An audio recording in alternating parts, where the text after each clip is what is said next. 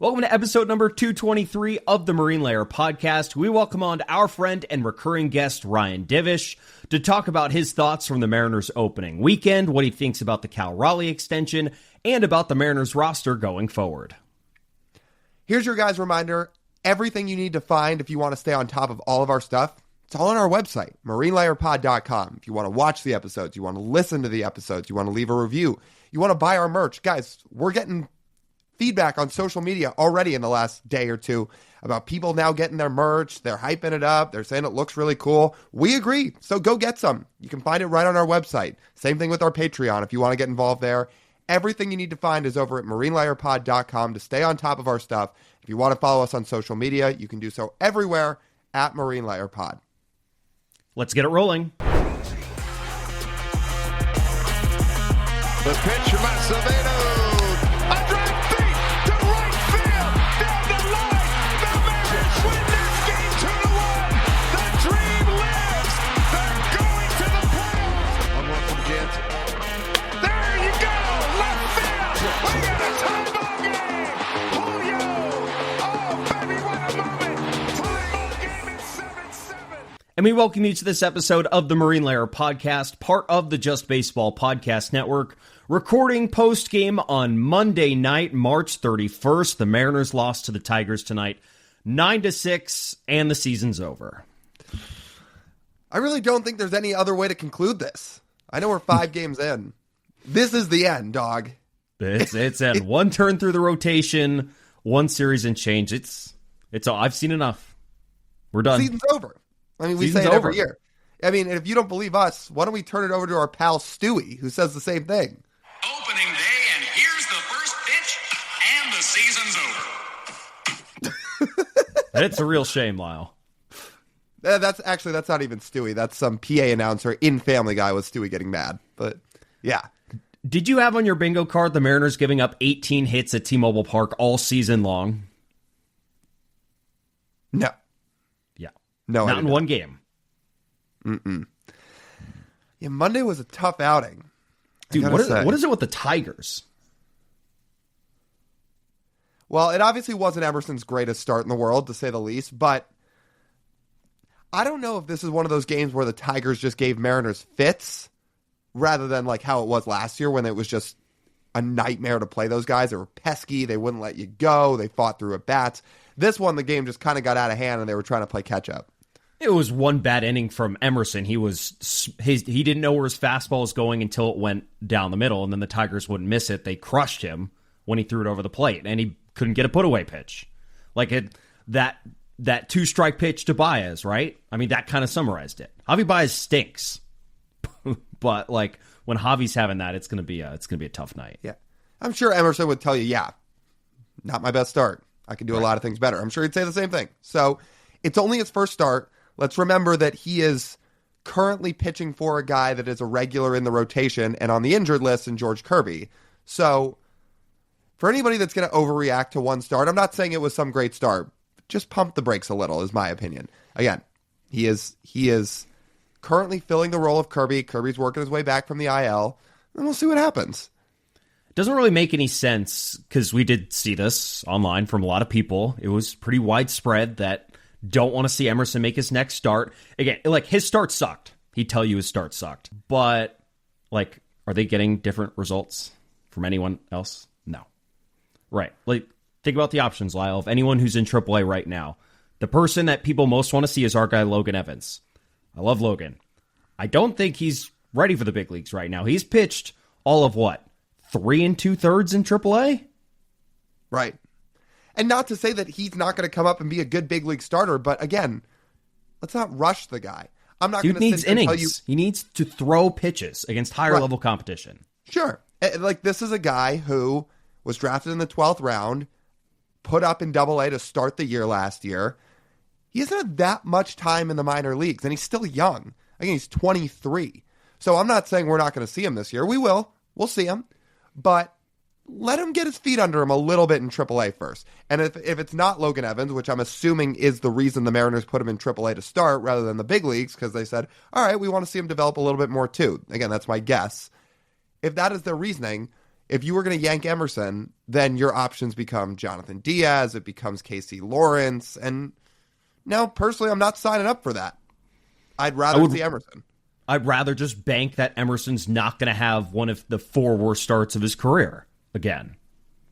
Like, just know he's working through some new stuff. I'll say the velo was up tonight. It wasn't missing any bats, but the velo was up, which was nice on a coolish night at the ballpark.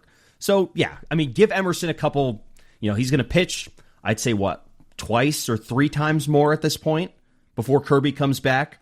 Ryan in the interview said, I think May 1st at the latest for George Kirby. So that's kind of how that times out.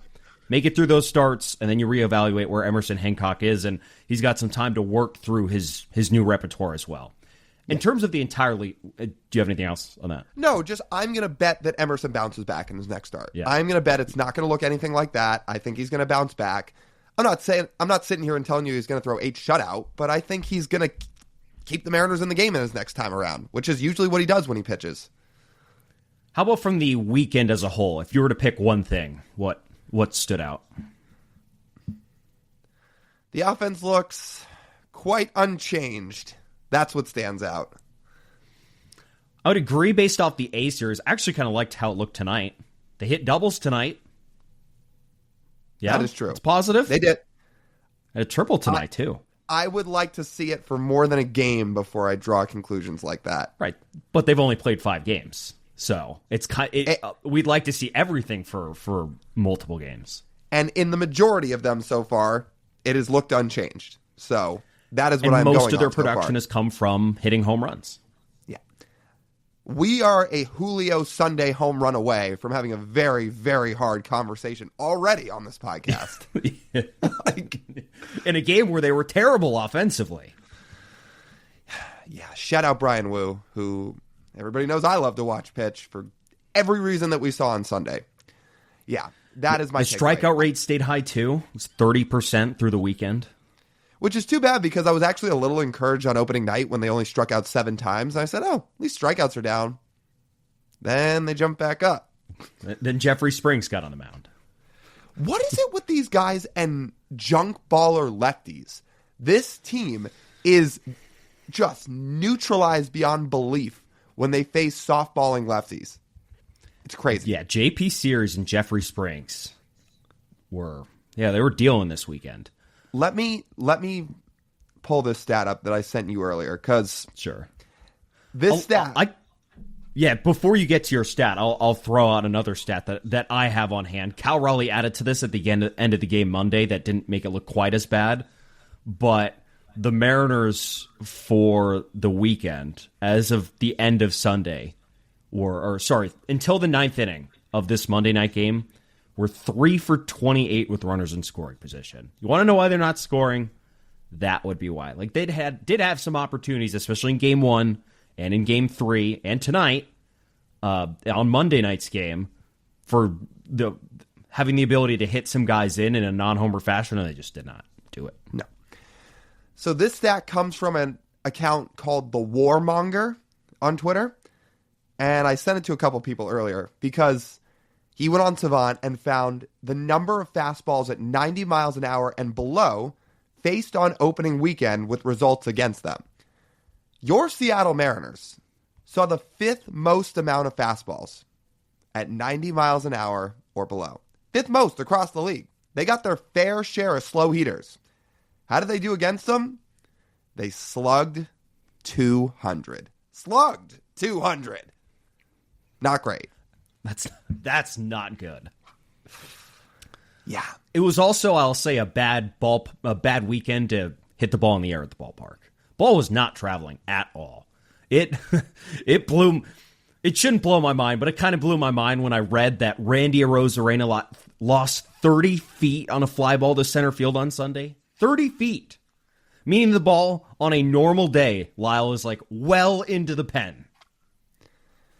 Which, yeah, that sucks, but welcome to T-Mobile Park in March and April. They're going to have to learn to adjust to this. And all the other teams that come into town have to adjust to it too. So you can't sit around for a month and a half just playing woe is me, blaming the park. I'm not saying they're doing that, but you can't play that game because if you do, you're going to find yourself in a hole by the time May 1st rolls around. And the Mariners have been notorious for slow starts.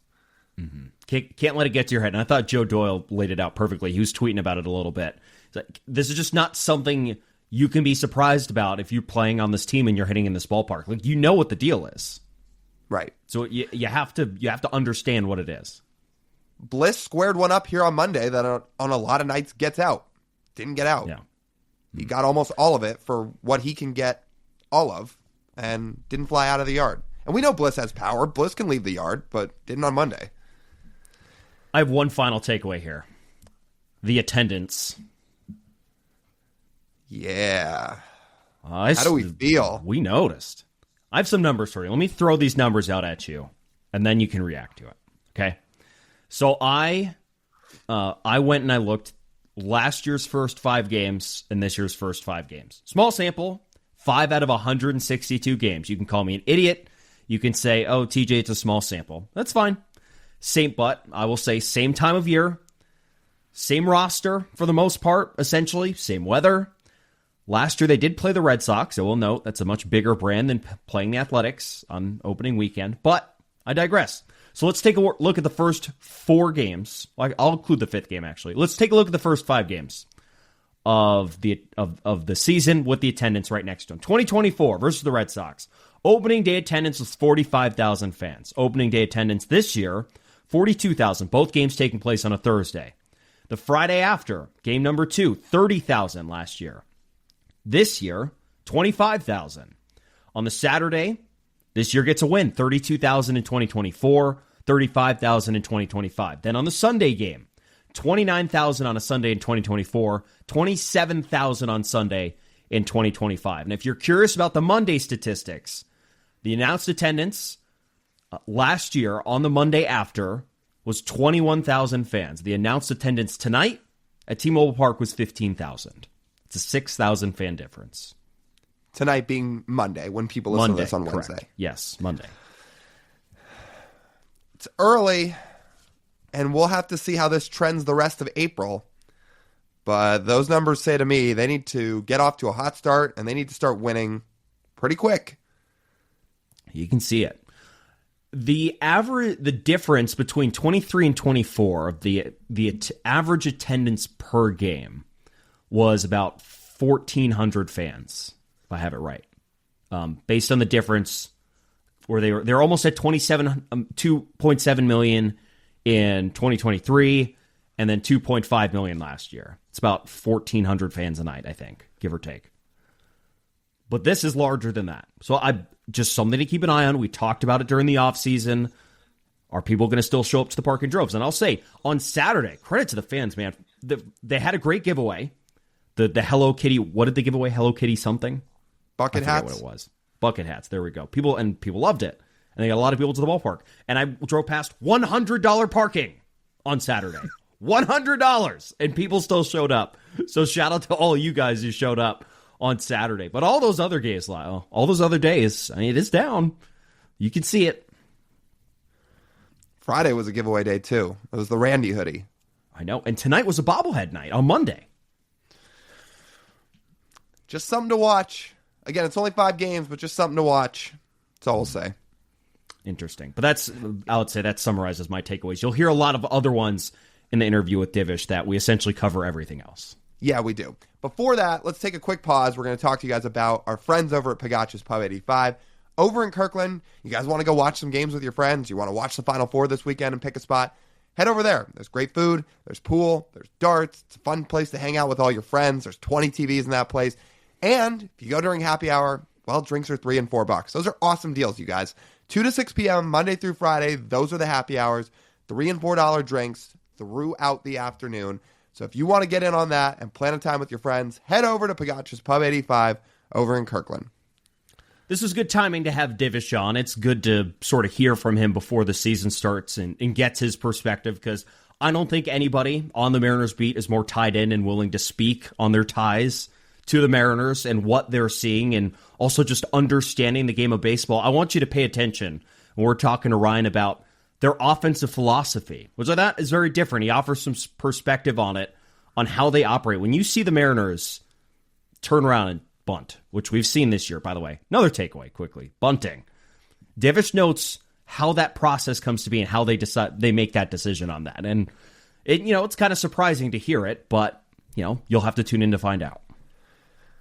There's a reason Divish is a very popular podcast guest, because he's great. You know who he is and how he is at this point. Obviously he's funny, obviously he's got his persona, but one of the smartest beat writers out there, tied in, knows the game, picks up on trends, very informational. You guys are going to learn a lot, as always, from when you listen to Divish talk, including in this interview.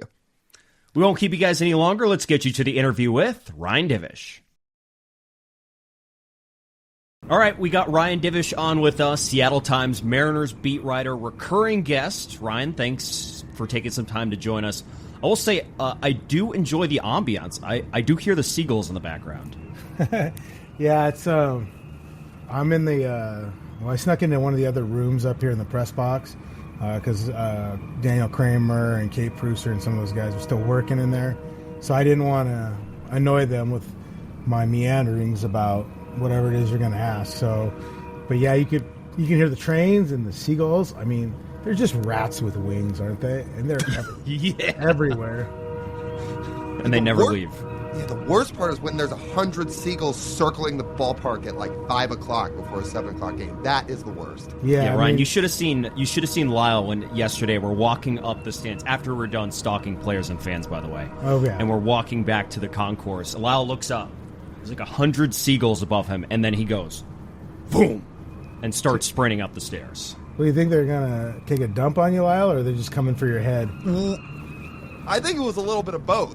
I think it got a couple other people on this weekend, so I was like, yeah, that ain't happening to me. I'm booking it and getting out of here. Yeah, I mean, it's crazy now because the roof is closed here, so they're all just kind of, they're not obviously stuck in here, but they're all sitting in the stands. I'm like, it's like, people, pick up your crap and take it out the door with you instead of just throwing it. We wouldn't have this problem. Yeah.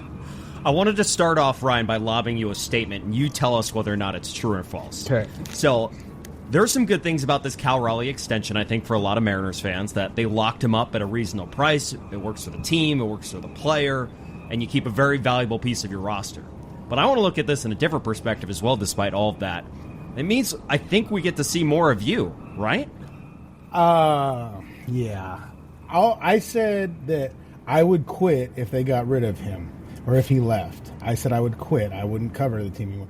I didn't say I'd stay if they kept him, but there was the ultimatum, or the caveat was like, look, if he's gone, I'm gone. And now that they're keeping him, I can still leave, but I'm more apt to stay longer, perhaps, if he's around, because like you guys have dealt with him. He's a pro, he's honest, and he makes my job easier because he is able to always be available to talk. He's willing to answer hard questions and articulate things. And yeah, and I just like him because I like watching good catching.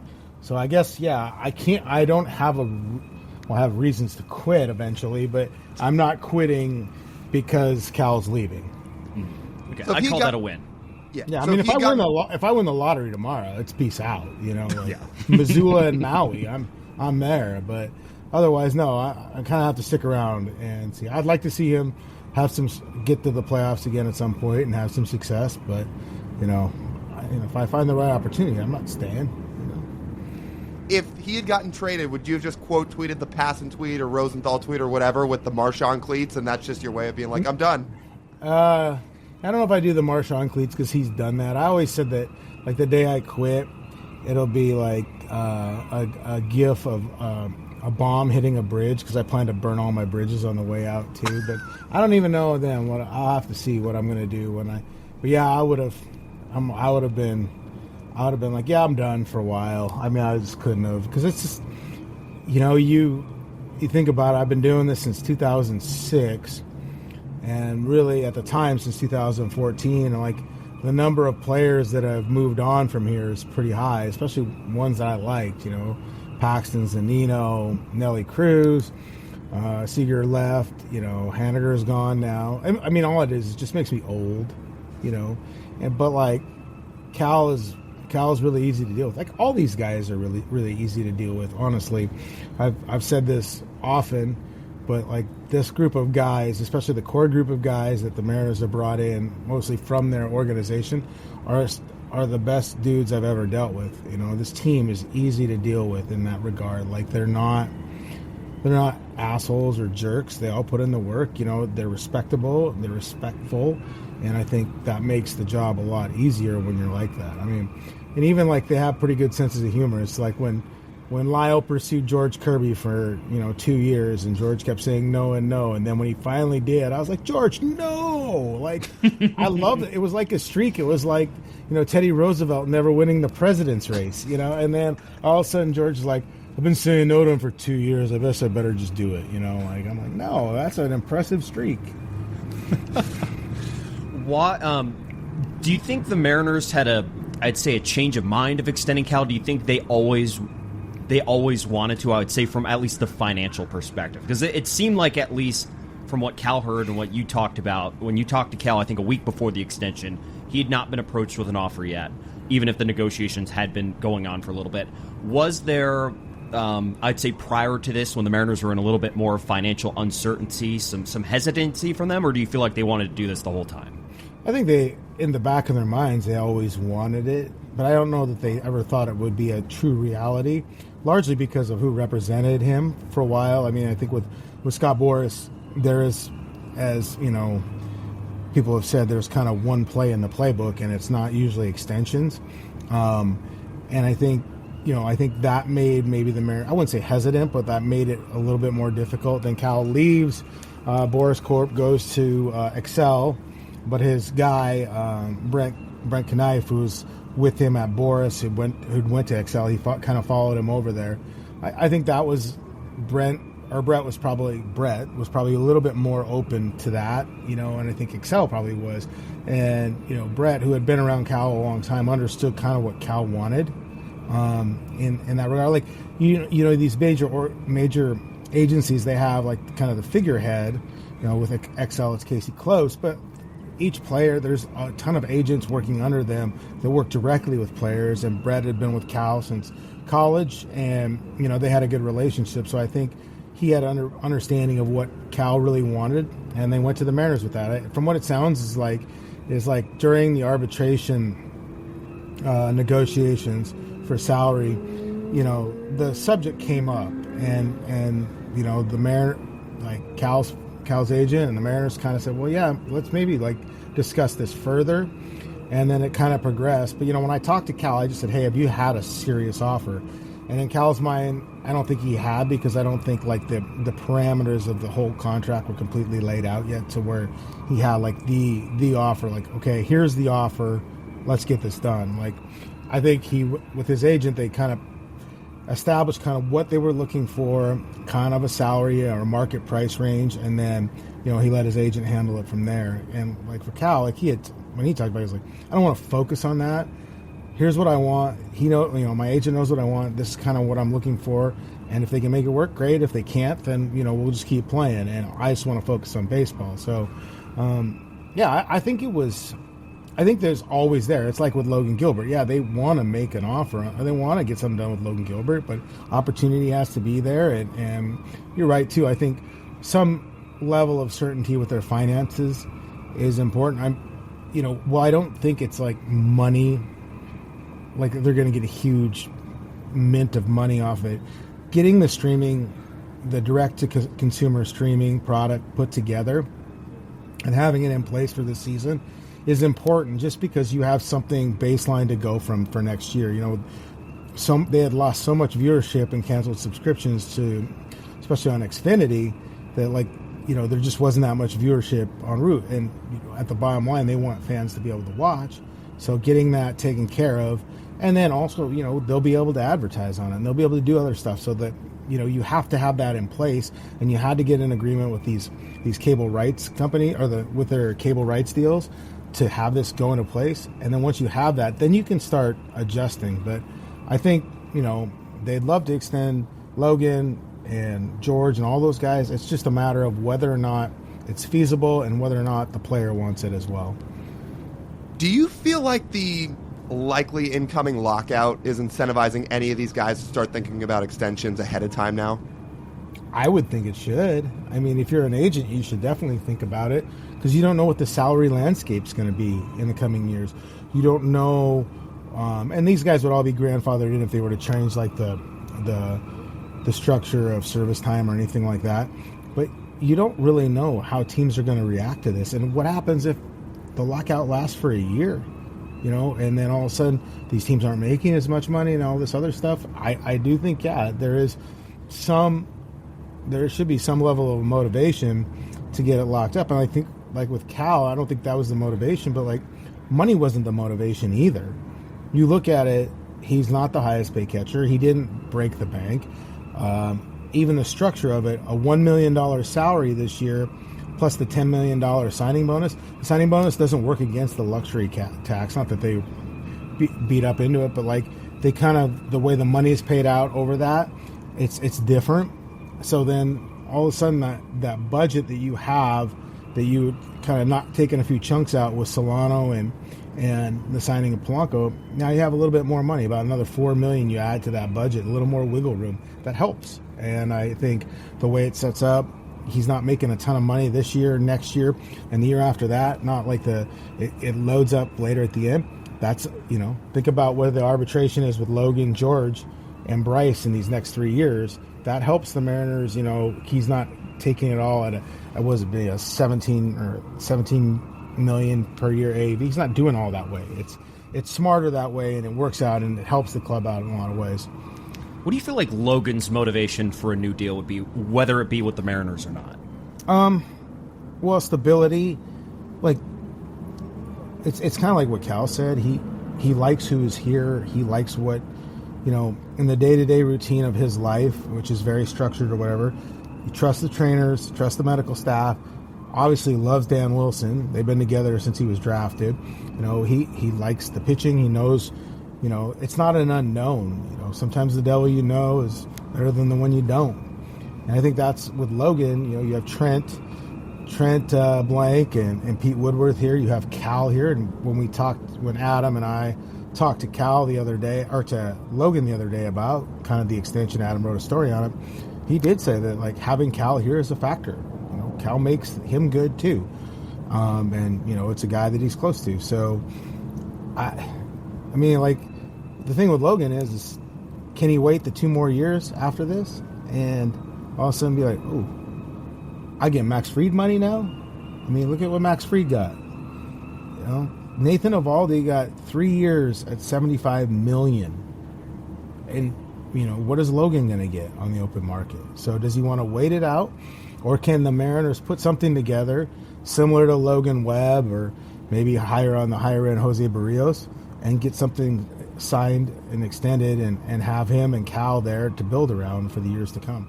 Because, like, that's the one thing from a financial standpoint, if you're the Mariners too, pitching's only going to get more expensive. Now, they don't necessarily believe they have to go out and spend for some, but if they ever got to a point that they had to, look at they spent on Castillo, look what they gave to Robbie Ray. Pitching isn't getting cheaper as we go. It's only getting more expensive. Would they have to give Logan, if he's going to sign an extension, you think, would it be a 5-year deal, or would they have to go, into their what they deem as an uncomfortable zone and go like 7 or 8 years and potentially over $200 million? I think they have to probably go 5 or 6 and then put a vesting option in that's attainable or whatever. That's how you kind of get to that point. Obviously, if you do a player option, they're always going to want it. That's basically going to be money that you spend. But if you do a vesting option for a 7th year, maybe similar to Cal's, then I think that's pretty fair. I think because Logan Webb was 5 years, $90 million. Barrios was 7, 140 something.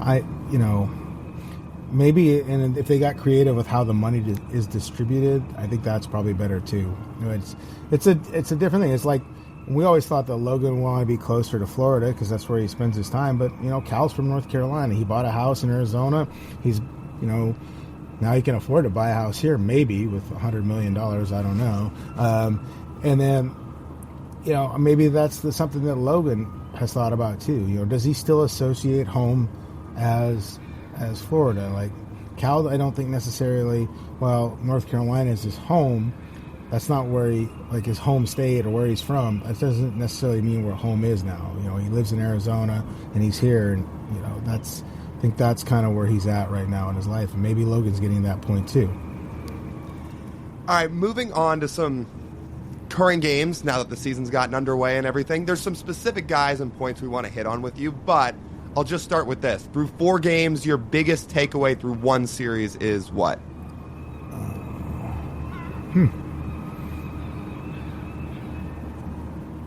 I mean, what we've seen is really so far not that different than what we saw from last year. But what could be like the effort or the kind of possibility of how they could play or how they want to play is also apparent. Like, the first night they only struck out 7 times. And for whatever reason, they don't hit lefty changeups, so Springs cut them up, and Sears is tough. So you can kind of see, where they want to be as an offense. I think they're still better. I thought, even with the strikeouts the other night, I thought the at-bats were still a little bit better from a lot of the key guys, more so than maybe some of the other peripheral guys. That's probably my biggest takeaway. And I think also that they're still in the process, and logically so 4 games in, of trying to figure out how they want to play in terms of who they want to play, with platoons and defense and how you're using guys. I mean, you have a starting third baseman who doesn't really play third and who's coming off knee surgery and is still, you can tell, largely uncomfortable at the position. You have 2 left-handed first basemen that have changed the math on that. You have a utility guy you want to move around, and how are you going to use him? And then you have 3 outfielders that would play every single day if you let them, but it could be to their detriment if you do that. So I think that's the biggest thing, is how are they going to, and also is also in the bullpen, like who's going in leverage situations and who isn't, to get to Andres Munoz with Matt Brash still not ready, and Troy Taylor still working his way back. How are they going to work the 6th, 7th, and 8th, which was a problem last year too. So yeah, I think it's a lot of it is still the same as last year. The potential problems, the upside seems a little different and a little better, and then the results have been a lot like last year too. But I was telling somebody, people always hate when they sit there and say it's early, because it's like, then they say, well, they missed the playoffs by 1 game. It's not early. Like, to me, when you say things like it's early, it's not so much that the actual win or loss that you're talking about, but more of like how you got to the win or loss and how you got to that result and whether that's correctable or not. Is it a simple function of the prayer, that you don't have the right players, you don't have enough talent, or is it a function of, well, these guys, certain aspects of this will improve logically or just by the nature of baseball, that it won't be this bad, and that kind of thing. So I think 4 games in, we think we know a lot about this team, but do we really? I mean, it's a lot of the same pieces, but it feels like they have a better idea of who they want to be and have a better chance of getting there. But again, that can be sidetracked by injuries or a change in thinking or any of that kind of stuff. I think the messaging is definitely different. I thought they made it pretty clear in spring training what the messaging was, and I think at least in certain situations that messaging did come across. And I want to come to something that you said on Extra Innings, the podcast you and Jude put out before opening day, when you guys were talking about how they approach their small ball, or whether it be bunting or whether it be stealing. Could you go into a little bit of how they decide whether or not they're bunting and whether or not they're stealing? Because the way I understood it on your pod was that it is up to the players at the plate to make those decisions, and the dugout just green lights whether or not they're allowed to do it or not. Yeah, well, with stealing especially, so stealing, players will have, it's really simple a lot of times. It's green, yellow, red. Rowdy Tellez is red when he's on base. He's not stealing. But even then, they have a sign that will just say, hey, we're red. Because Ryan Bliss, Robles, Dylan Moore, Julio, they all have green. They just go into a game with green more often than not. but a certain situation may dictate yellow or red. Sometimes it's like with Julio up, and you don't want to steal second knowing that they might try and walk him or something like that. They may go red for a while, but like for the most part, when they do go, they don't call it from the dugout unless it's like a steal that they want, like with a runner on first, less than 2 outs. You don't want to get a double play or whether a 1 out runner on first. You might start a guy on a 3-2 count or 2-2 count or something like that, or 3-2 count, so you don't hit into the inning any double play. They may call that. But for most of the times, like when these guys decide to go, it's their read because they're seeing it. Like they've been watching it. They see they know how they feel. Are they getting it timed up? Are they not? Because on that point, you want for the best aspect of success. Bunting is similar in the sense that they don't call a ton of sack bunts. Like you'll see it late. Runner on second, nobody out. They may bunt somebody over. Runners first and second. Nobody out, they may bunt a guy over if it's really late in the game and it's a close game. But like obviously Polanco, that wasn't called. You saw the look on Dan Wilson's face. When Robles bunts, a lot of times he's doing it on his own. And so that's the difference. I think a lot of people believe that everything is called from the bench or the dugout. It's not like in high school or even in college. These guys have the freedom, they have the trust, and they do enough scouting and do enough meetings and reports leading into a game. They know when the optimal times to go and when they aren't, so they don't need to be told. They don't need given that signal. More often than not, they're given the signal not to go than, told to go. When Scott was manager, what was that approval system the same in terms of like it's up to them? I mean, like honestly, they don't run the game that much differently than Scott if you think about it. I mean, like what's really that different? They went, they pinch hit, they used the bench a little bit more in the one game, and moved some guys around. Like even the one difference, I guess, with the bullpen usage is would Scott have went to Munoz in the 8th today again, or in the 8th instead of Trent Thornton? I don't know. I mean, you really right now, I think Dan's trying to feel out who these guys can handle and what they can handle and what they can anyways. But they don't run it that different. They talk about dominate the zone still. Like they talk about win the 0-1-1 counts. That was prevalent when Scott was here. I think sometimes just the difference is largely personality-wise. Scott could get kind of tense, and I felt like last year early on in the season, and then when they really started scuffling, like the tenseness around Scott rubbed off on the players a little bit at times. I mean, but nobody was happy for most of the last season when everything started to go wrong. So, no, to me, it's very similar to what Scott does. They do almost everything the same, other than like the biggest difference is the hitting standpoint, and how they approach it, what their messaging is, what they believe is successful and what isn't in a lot of ways. And I mean, really, that's still an approach that most of these guys have heard growing up in life. So it wasn't like drastic, but it's just focus more on that. And it wasn't like Scott wanted, all or nothing swings. It's just how the messaging came across to get to that point was different. What do you feel like the biggest differences are in terms of what Julio was focused on at the plate entering this year as opposed to what he was focused on entering last year? Yeah, I think last year he did some stuff to his stance and swing, kind of trying to control his legs and how much, how he kind of would sink down. They didn't, there was some thought that his head was moving too much and it put him in a bad position that he was going down and back and couldn't get forward, and it kind of messed with his timing. So he spent a lot of that last offseason, going into 24, reducing that movement with his legs, but it just didn't work right, and then he was kind of out of sorts and it messed with his timing. Then he kind of went back to that a little bit. And he didn't really mesh well with Brant Brown and the messaging and how they wanted to do it. And I do think, he's still a kid and he's still impressionable.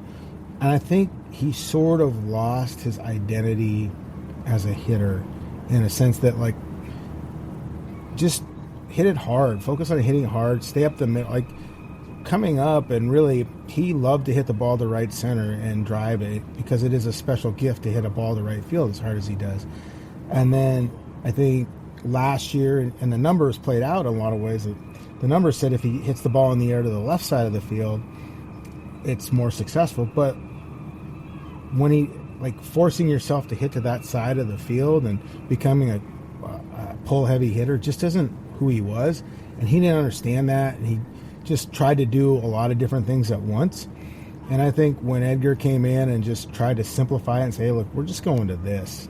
Like, just focus on hitting it as hard as you can up the middle. And then if you do that, especially on fastballs, then you'll pull the homer. You can pull a breaking ball. You can still pull a fastball, but you want to have your mindset being, we're going to hit the ball hard up the middle on fastballs, especially fastballs on the outer half. And they changed up some swing stuff with him, got his hands back a little bit more. They wanted him to have some rhythm. They felt like he wasn't athletic at the plate. And we saw that last year in terms of falling over sometimes, kind of awkward, off-balance swings. They want him to be more athletic, be in a better spot to hit with. Very simple, and then, a much more simple approach of just hit the ball hard. We don't care about the direction. If you do it right, the direction will take care of itself. And I think that's been the biggest difference this year more than anything is it's a little physical and it's a lot mental. And I think he's very also because everybody has a stake in his results, from the Mariners staff, his people. He doesn't lack for advertising dollars and stuff like that. But so they all want different things, and they all think they have the key to success. I think Julio just kind of figured out in those last 6 weeks about what he needs to do to be successful, and he's really not going to deviate from that. Who he trusts that keep him successful at the plate, and I think that's the biggest thing. He's a young kid, you got to trust. And also, sometimes you need to hit rock bottom a little bit when you're that good and that talented, because you've never been there before you kind of look around and say, okay, this isn't working, I've got to change something. And, thankfully for him, I think Edgar was around to help kind of, through that process and kind of just tell him, like, simple is better. Don't overthink it. Don't over try and do it. Don't get caught up in the result of where it's going or whatever. Just hit it hard. Have an approach to hit it hard, and that's really what he's bought into. Are there less voices trying to give him hitting advice or advice at all this year as opposed to last? Maybe. I mean, you can have all the voices in the world. It's just understanding who you need to tune in and who you need to tune out. You can give the cursor, I hear what you're saying, but you don't have to do it. I mean, look, I write the way I want to write it. Some people don't like it, and I've had editors that want to change it. I was like, well, I'll work on that. But no, I'm going to write it the way I want to write it. And I think with hitting, it's the same thing. Once you establish what you believe makes you successful and you have the verified results and all this other stuff, then you're going to go to the people that you believe help you. And I mean, for Julio, I think at some points, his success hasn't always been consistent. It's been fleeting at times. It's been, you look at 23, it was really white hot after the All-Star break, and then, wasn't great at that. Last year, obviously, was bad for 5 months. I think part of understanding, like, your identity is what your identity is as a hitter is understanding who are the people that can help you maintain that or help you kind of have success with it. And I think that's what he's really understanding. How long is this current Mariners infield setup going to last? What do you mean? Like how they're playing? Or who's...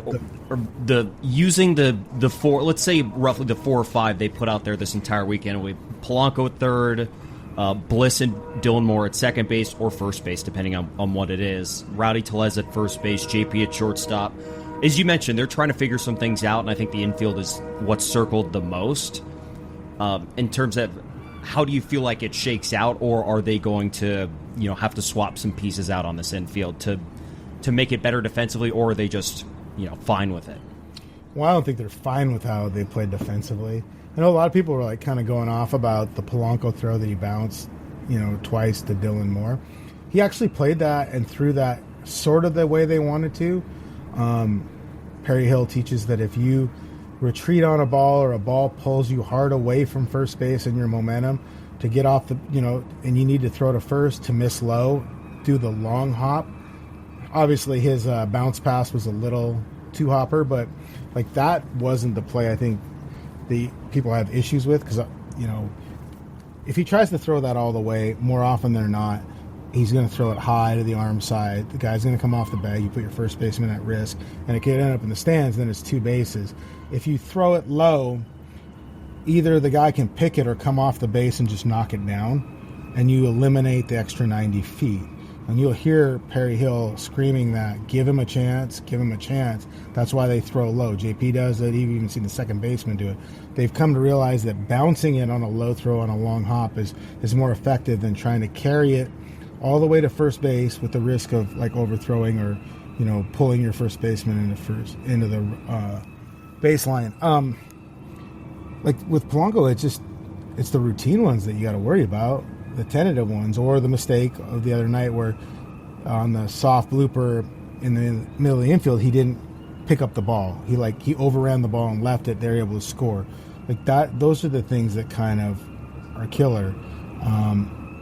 Josh Rojas wasn't great last year at third base in spring and even early in the season. He got better with time. The more he played, the more he did the work. He got better. Polanco wasn't able to do all the work this spring like every day. He went every other day. They couldn't do certain things because the knee was still like technically in recovery mode. So he didn't get the reps that ideally you would have, transitioning to a new position. So I think they want to continue to work him there because they believe he'll get better with Perry's help. And then like I thought Ryan Bliss played pretty well defensively at second base. He makes the athletic plays, he makes the tough plays, it's the routine ones he's got to continue to make. I mean, like, that's kind of what they're going to do. I mean, I don't know that if you look at, I think in their belief is that Dylan Moore is an everyday guy, that he has more value being able to play every day, but at different positions in different roles, whether it's a half a game or a full game, pinch hitting, pinch running, whatever. I think they believe his value is there. It's similar to Mastrobuoni. So I didn't, I looked at the infield defense. I didn't think it was going to be great. They made some mistakes, but I didn't think it was as glaring as some people wanted or thought it was. I guess it stands out more because when you don't hit, then you make mistakes in the field. They become more magnified. To me, the lack of traffic in Game 2 and, some of the issues we saw even in Game 4, those are bigger issues than the defense. I think defense can improve throughout the season. I don't know that Polanco will ever be great, but if you can get him to be something better than Luis Urias at third, I mean, he is hitting, and that's the one thing. They'll find a way. And we could see him DH, but like today, they kept him out of the game for a whole day for a reason, because it's, 3 days in a row, he's running, he's moving, they want to give the knee a rest. Yeah. Part of the way that you make him better defensively is making sure that his legs are healthy so he can have that capability of being better defensively. I guess my big question within this question is, at what point do you feel like in the season we could see Ben Williamson? And the reason I ask about it is because this isn't Colt Emerson, where the Mariners are going to make sure his bat is as ready as can possibly be whenever the day comes that he debuts. Where with Williamson, he's not that type of prospect. He's known for his great defense. And I just wonder, from the Mariners' perspective, if they think to themselves, okay, if he is not totally overmatched at the plate in AAA, it's worth it to bring him up, have his defense at third base, and then you could move Polanco to DH. Well, yeah, and we probably need a requisite amount of games in AAA to make that determination. Ben Williamson's played in less than 150 minor league games in his career because he had the injuries and such. So, putting him out here would be pretty unfair. And the one thing is, too, is, yeah, you put him out here for his defense, but he still wants to contribute. How does that affect him if he's not contributing at the plate, if he's overwhelmed every time he steps to the plate, but he's going out there to play defense? You're looking around going, what am I doing here if I can't hit? So I think it's the measure of development plus how much it helps you. Like, yes, his defense is plus, but does it help you win that much if the bat is zero? And then the obvious Twitter response will be, well, all of them are zeros. Yes and no. Like, is there a chance? Are you putting the kid in a bad position? Are you putting the kid in a position to fail? Because if you are, then all that's going to do is have, bad effects on him down the road.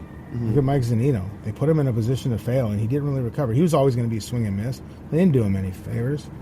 And why did they bring him up? Because he was plus defensively, because he was an elite defensive catcher, and he wasn't ready, and then all of a sudden had no approach, then really struggled to find it. Now, Williamson is older, and like his swing is very simple, such. But, I mean, again, they're not... Is the difference, like Ben Williamson's glove, going to be the difference in how many wins versus how much of a mitigating factor would be if he's not ready to hit offensively?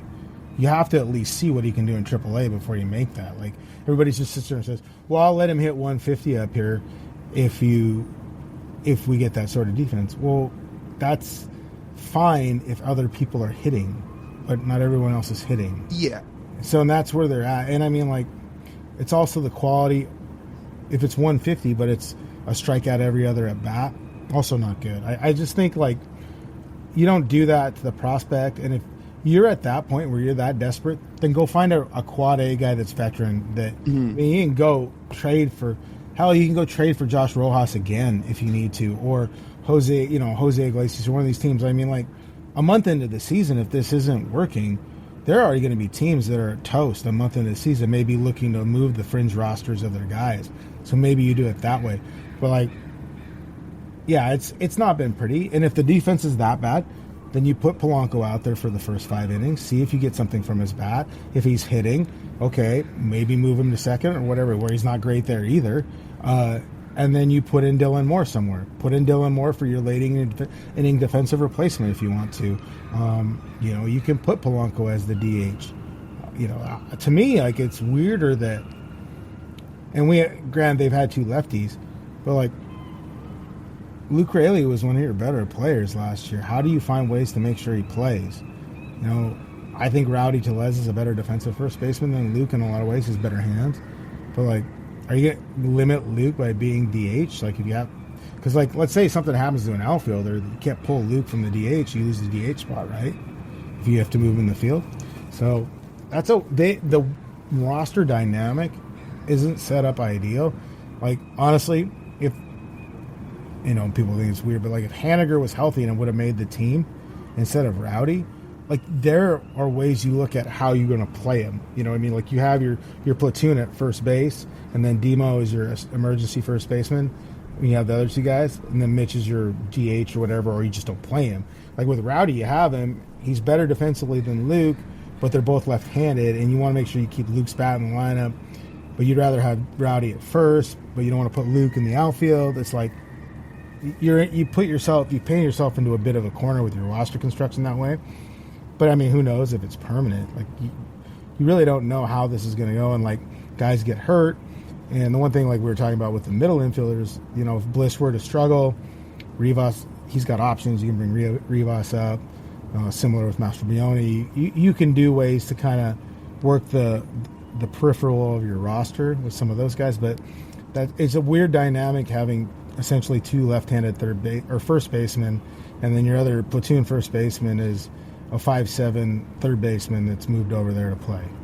Yeah. Okay, so just so I can clarify for people listening, the Williamson question was more along the lines of could you see him in the end of May versus in September? But, like, the Zunino thing is a good point, where if you rush a guy up to the big leagues just so you can try to get his defense back there because you feel like he's your best option, quote unquote, yeah, it can mess with somebody. Well, yeah, and then the thing is, too, is, like, catcher defense is a little more valuable than third base defense in a lot of ways. I mean, like, third base is important. Logically, the thing is they could have Suarez. Although everybody says they should have Suarez, would the Mariners have... I guess if he would have had the numbers he had last year, then the Mariners probably exercised the club option, because it was a heavy club option. A lot of people didn't know if the Diamondbacks were going to do it. There were ways to do that. I just think, like, look, you have enough established guys. If the Polanco defense is that bad, you can pivot to some version of Dylan Moore and whoever. I mean, Rivas is pretty good defensively. He's the best. I think he's the best defensive infielder on the 40-man roster. You can make that move. And then there are going to be, guys that you could probably go out and get, even in a deal for cash, if you really needed to fill it in. I mean, I wouldn't. The only way I would think we would see Williamson earlier than that is if there was a significant injury where somebody was out for a while. Maybe you would give him a shot first to see if he could do that. I mean, his swing is very simple, and he's not like a huge strikeout guy. He's not a lot of power. And at this point, you're not begging for it. So that's really the only way I see it. I don't know that poor performance. Then again, though, like, they called Jared Kelenic up after like 6 games. And I was like, what? So you never know. I mean, like, we don't know all that goes into it, but I do know that, like, they're cognizant of how difficult it would be for a kid that barely has played, AA last year and then is starting out at AAA this season to jump right to the big leagues. Mm-hmm. We even saw errors from Ben during spring, where he made some mistakes. It's not like, this is not Brooks Robinson. He's a really outstanding defensive player, but we see the highlights on Twitter. Do we see the mistakes? Mm-hmm. That's another thing you have to kind of look into. Right. I got one last thing for you, Ryan, because I know we talked about it this offseason, and the last time we had you on, you thought that this would be something the team could do, and that the Mariners could look at the ballpark this offseason and potentially change something. Do we know if they modified anything with the park? I mean, I'm looking out at it now. I don't think so. Yeah, that was our takeaway too. Is nothing looked that different? Unless, they might have painted the. It doesn't look like they painted the batter's eye any differently either. So structurally, they can't do a whole lot. Like where that batter's eye is, it's cement beyond it, and they got a bunch of stuff on top of it, so they can't just like move it in. They'd have to build a new batter's eye right behind the wall at an angle. But that's like also how they get all their stuff in for the ground screw and everything else, and where they grow sod for the field. I don't know what they could do to make that. Honestly, if they really wanted to adjust how the park plays, and some people don't believe this, but like you close the roof, mentally the players like it more when it's closed on a day, even like today where the wind was blowing so much. That would be the one thing, is if you close the roof, and would have made me feel a little more comfortable in the press box. And it's always about me, No, I haven't seen anything else though. I'm looking out at it. I just see a lot of seagulls. There. All right. Well, and I was going to say the last thing for me, Ryan, because we haven't talked about the rotation, I think, at all. So if you look at this rotation and you think who's going to actually take the biggest step forward this year, as good as all these guys are, who would it be?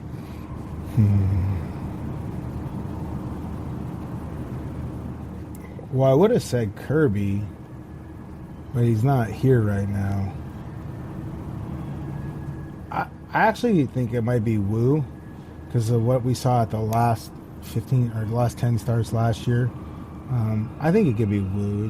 He has a better understanding of what he needs to do to be successful now, and he has the ability to be so efficient at times with those fastballs.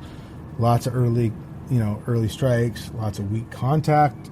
I think he could do it. Hell, if he pitched against the A's every day, he'd never lose. And which is crazy because the A's are actually pretty good. I think that's one thing people don't realize, like, about this 4-game series to start off. This isn't the old A's. Like, their first 6 guys are really good, and they have about 3 starters that are pretty good.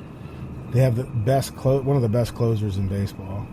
They just have, to get to the closers a little suspect. But yeah, I probably Wu, I guess, would be the one guy that could take a step forward.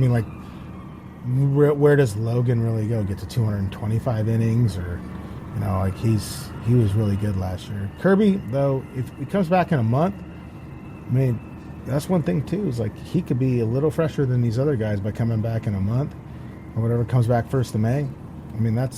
It's pretty big if you can get him back, and I think but I'll go with Wu. Ryan, appreciate it as always. You do fantastic work there, and I know all of our listeners appreciate whenever you get a chance to hop on here with us. Thank you. Not all, some. No, all of them. They all appreciate you. Yeah. They just have different ways of expressing it. Okay, it's like when I make fun of Lyle. That's my way of expressing that I like him, right? Right. Exactly. Right. Exactly. I didn't even make fun of you today on this podcast. Have I made fun of you yet? No, this has been a very business-like interview. I'm going to be honest. You said the Kirby thing at the start. You got your shot in where you could get it in. Yeah, but that was just, I mean, it was funny that just because every day you would try and get him, and every day, you were like, it was like the little puppy in the cartoons where the big bulldog, nah, Spike, we can go ball, nah. I mean, and then one day you finally got him, and I mean, George is actually pretty entertaining when you talk to him. But sure. So you got to Ryan. Now you got to think of one for when we eventually get Julio again. Oh yeah, good luck with that. Let me know if that happens. Yeah. Oh well, you'll know. Yeah, I mean, no, I won't make fun. I won't make fun of Lyle's clothing or anything like that. Made it through the whole interview. I mean, honestly, like we tried with the Kirby thing a couple times toward the very start, and then after that, we just kind of given up for a while. It's like, well, we're just going to let him be. One day we just decided, screw it. It's toward the end of the year. We'll try, and that was the day he said yes. Yeah, I was standing there. It was like, it was pretty, and the look on your face was kind of like, really? And so then you didn't even know what to do. Not really. Yeah. Well, you Thanks, guys, Ryan. Appreciate it. Appreciate it for having me on. I won't make fun of you anymore, Lyle. I promise. We'll see how long that lasts. Well, I'll just do it when you're on the radio instead. Oh, there you go. Divish is always great. Hope you guys enjoyed the conversation. Do you have one takeaway from this before we wrap up? Well, it puts a lot of responsibility. He was the way he was highlighting it. A lot of the responsibility of how they decide to play on the field goes to the players instead of, I would say, the coaching staff. Well, I thought that part was very interesting. There's responsibility for these guys to make the correct decisions, whether or not they decide to bunt and whether or not they decide to seal. And I think about that because when we were talking to Jason Churchill last week, he's like, look, I think this team's going to run a lot. Well, based off of Divish's messaging and the messaging of the Mariners, they're going to run a lot because the players want to run a lot, and that's how they want to play. Hopefully that allows them to play better when they're playing in the style they think that fits them best. And, I guess I'm here for it. I think the players know what their strengths are, and they should lean into it. I thought it was interesting to hear him say that he doesn't feel like Dan and Scott are all that different from how they manage and operate games, which has not really been the thought ever since Dan came in. The idea was he was much different than Service, but when Divish lays it out, maybe it's not. When you really think about it and listen to what he says, maybe it's not all that different. Do you think some of that just comes with having the same roster, though, and the same front office, same pretty much everything else? Partly, and that you have to play to your strengths. But again, I thought the idea of this coaching staff was it was going to be very different. But from what Divish highlighted, maybe we'll see a lot of similarities as the season goes on. I think some of the in-game management's different. We didn't talk about that at the start, but a little more rigid. A little more rigid, I would say. Yeah, more rigid. We didn't talk about this in the front end of the podcast, but for example, on Monday when there were runners on base and you had a lefty on the mound and you had a chance to put Garver in the game, I believe in the 6th inning, and they didn't do it, and they left Rowdy in there against a lefty when Garver's got an 860 career OPS against lefties. That was a little bit of a head scratcher. And then there was Sunday where Munoz was essentially designated for the 9th inning, even though Lawrence Butler and Brent Rooker were coming up in the 8th inning, and he had Trent Thornton face them. Right. So that was interesting. That was interesting. That can change, of course, as the season goes along, but at least the early bit of this season, he's been pretty rigid. Right. Yeah, he has. So we've certainly noticed some differences, but when you hear Divish talk about it, he highlights some similarities too. Point being, Divish is always great. Always love talking to him. Hopefully you guys enjoyed the conversation. And thanks for sticking with me through this interview through this podcast with a little bit of a cold. So shout out to you guys. Yeah, I know. We did spend a long time out in the cold this weekend, which is probably how it happened, paired with not a lot of sleep. So yeah, shocker. Not a good combination. All right. That just about wraps up this edition of the Marine Layer Podcast. You guys know the drill. You want to listen to the full form podcast? Well, you can do so wherever you get your audio pods, but you can find it all on our website. Audio, video. You want to leave reviews. You want to go buy merch. Go get your merch. It's rolling along now. If you want to sign up for our Patreon and a bunch of other things, all on our website, marinelayerpod.com. It's a one-stop shop. TJ did a great job with it. Go check it out. It's got everything you need if you want to stay on top of all of our stuff.